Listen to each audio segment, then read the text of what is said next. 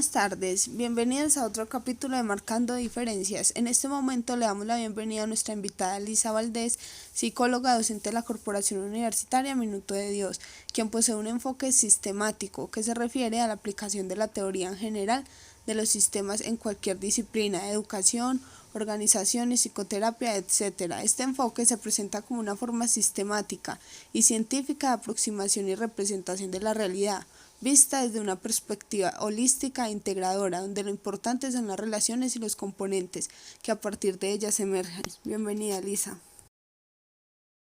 Nos encontramos con Lisa Valdés, la psicóloga que nos va a aclarar con la entrevista el día de hoy. Bueno, Lisa, ¿qué opinas acerca de las teorías de la personalidad basadas en el enfoque humanista?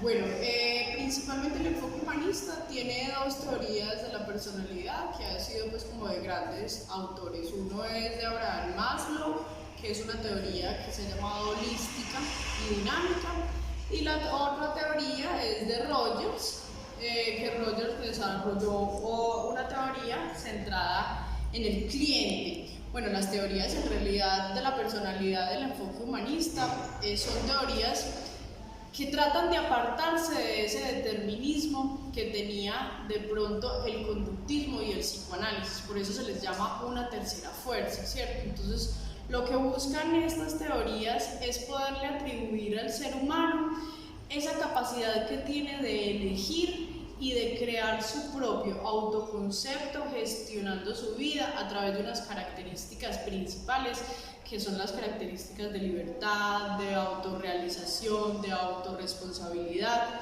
Entonces, algo muy importante de esta teoría es que relaciona no solamente todo el componente neurobiológico, sino el componente sociocultural, mientras que las otras tenían un gran componente en toda la parte neurobiológica. Todo lo biológico era determinante de la conducta humana.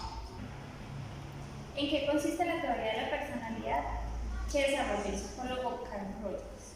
Bueno, él consideraba que los seres humanos tenemos una tendencia que es innata, es decir, natural, que nacemos con ella, y es una tendencia a mantenernos y mejorar el yo, ¿cierto? Tenemos como una tendencia siempre a estar en una actualización constante, buscando, por supuesto, una autorrealización. Y esa tendencia innata que tenemos, por así decirlo, a mejorar nuestro yo era lo que él llamaba una tendencia a la realización, pero él decía, y él hablaba que esa tendencia a la realización es una búsqueda dolorosa y que el camino es difícil, ¿cierto? Pero que siempre vamos a tener esa tendencia a ir avanzando y a ir evolucionando.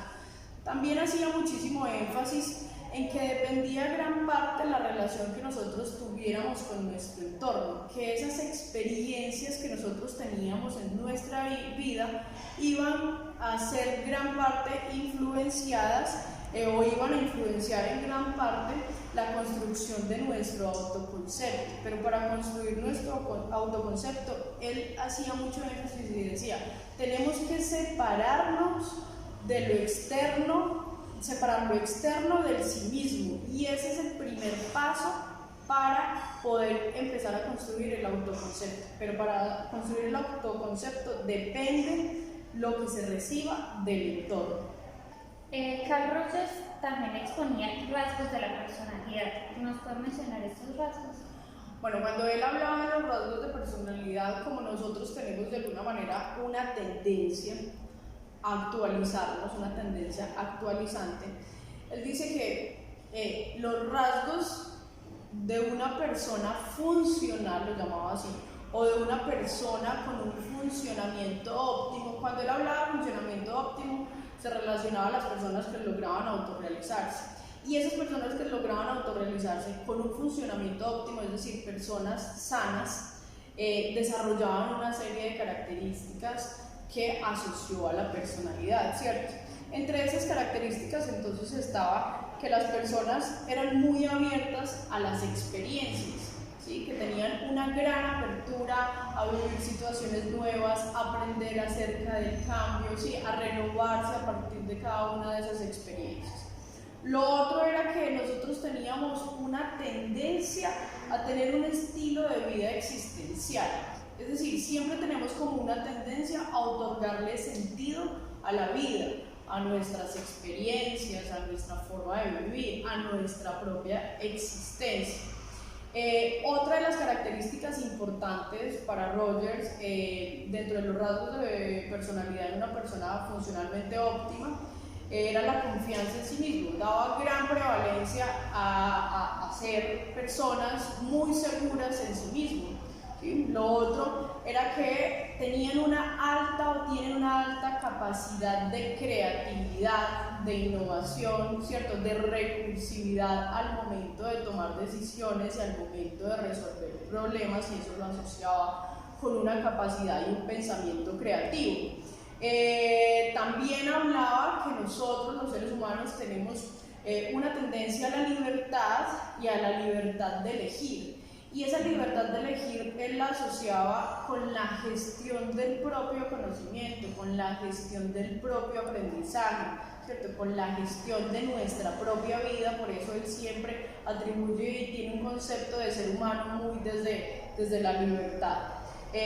Bueno, hablaba también de un carácter constructivo, ¿sí? El carácter constructivo es esa facilidad que tenemos para dar respuesta oportuna a las diferentes necesidades que se nos presentan en la vida. Y finalmente habla entonces de un desarrollo personal, y ese desarrollo personal es nuestro proceso de cambio constante. Como somos y tenemos una tendencia actualizante en todo momento, por tanto, desarrollamos personalmente habilidades que nos permiten estar en un proceso de cambio constante. Teoría de la incongruencia, la neurosis y el ser. ¿Cómo relaciona estos en dicha teoría? Bueno, yo diría que es uno de los conceptos primordiales para poder comprender la teoría de personalidad de Rogers.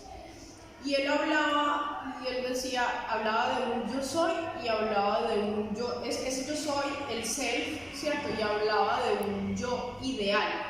Entonces él decía que ese espacio que existía entre el yo soy y ese espacio que existía en lo que yo debería ser, es decir, en el yo ideal, pero es un yo que todavía no es un yo que puede ser, o sea, que no existe, ¿cierto? Ese espacio que hay, esa brecha que hay entre uno y otro, él lo llamó incongruencia. Entonces él decía que entre más lejos estuviera ese soy yo de ese ideal de ser yo, entre más amplio habría más incongruencia, es decir, más incoherencia entre lo que yo soy y el yo ideal, ¿cierto? Y esa incongruencia, por tanto, se iba a convertir en neurosis, ¿sí?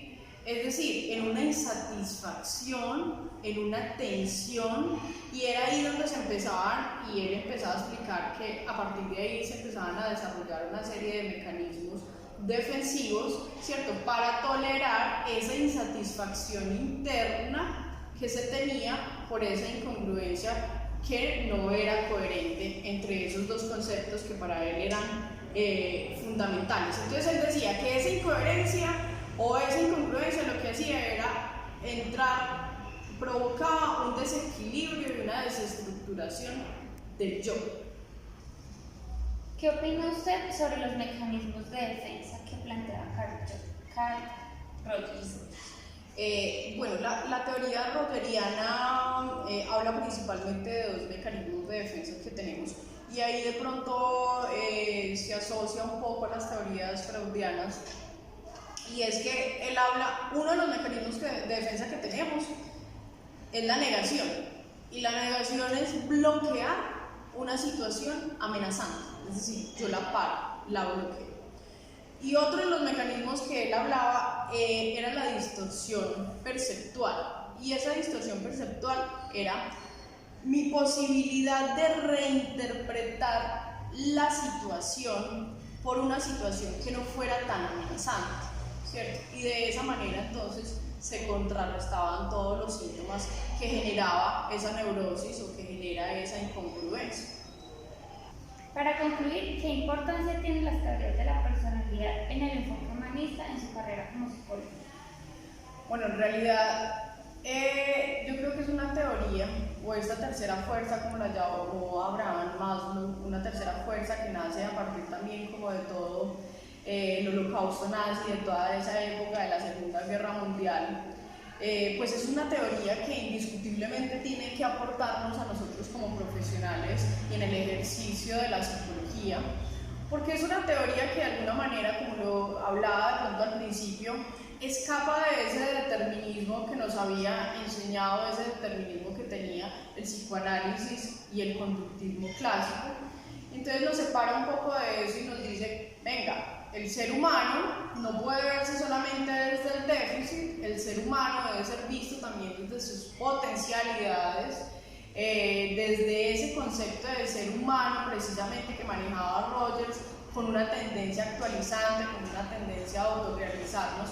Entonces, como que esta teoría y todo este tejido humanista, tejido teórico humanista, nos brinda esa posibilidad como de tener las dos visiones, ¿cierto? Como del claro oscuro. Nos faltaba de pronto esa parte clara del ser humano, esa parte bondadosa del ser humano que necesitábamos verla para poder empezar a aplicar técnicas y desarrollar estrategias de intervención que faciliten también potenciar eso y no solamente atacar el déficit del ser humano, la enfermedad o el trastorno, pues necesitábamos contrarrestarlo con eso bondadoso que también tenemos como seres humanos para poder lograr lo que buscamos lograr desde nuestro ejercicio profesional. Entonces, sin duda alguna, me ha aportado bastante dentro de mi ejercicio profesional y en todo momento pienso, al momento de interpretar algún mundo fenomenológico, logro traer a colación para lograr interpretar